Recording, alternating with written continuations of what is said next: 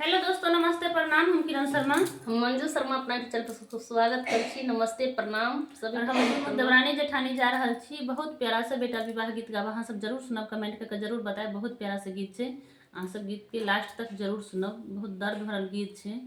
देखियो बेटा विवाह में चाहे कोई बेटा हो बेटी हो, भाई बिना एक बहिन बिना कते उदास लगे छै। अहाँ सब जरूर सुनब गीत के, कमेंट करके जरूर बताएब। अयोध्या नगर